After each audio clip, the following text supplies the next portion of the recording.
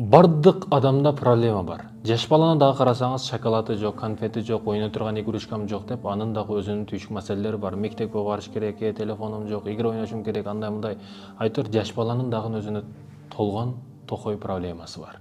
Болгону проблема келген учурда кайсы көз менен караш бул адамдын жеке өзүнүн милдети болуп эсептелет. Билесизби, кээ бир адамдар бар. Жашоодо эч нерсеси жок, акчасы жок, үй жайы жок, түйшүк маселеси толуп атат, бирок Кудай берет да, болот да деп ушинтип жүзүндө жылмаюу, ичиндегини сырттагы адамдарды жаралабастан ушинтип жүргөнүн көрөсүз. Ар дайым шүгүр менен жүргөн адамдарды көрөсүз. Бирок проблемасы толуп жатат.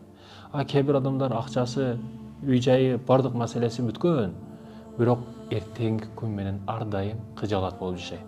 Эртең кандай болуп кетет, эмне болуп кетет деп. Эртеңки күнгө ар дайым ойлонуп кыжаалат болот. Демек, биз кааласак проблема келет экен. Бирок кайсы көз караш менен күтүп алуу биздин мойнубуздагы милдетибиз экен. Пессимист болбоңуз, оптимист болуңуз. Эмне маселе келбесин, ал кааласак келет экен, аны жакшы көз карашта, анын чечүүнүн жолунда болушубуз керек. Демек, урматтуу мекендешим, проблема кааласак келет экен. Бирок ал проблеманы өзгөртө албайбыз, ал келип бүттү.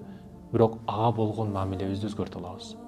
Жаман көз караш менен эмес, жакшы көз караш менен карап, Алланын берген сыноосу деп туура өтүп кетишибиз мойнубуздагы милдет болуп эсептелет, урматтуу мекендештерим.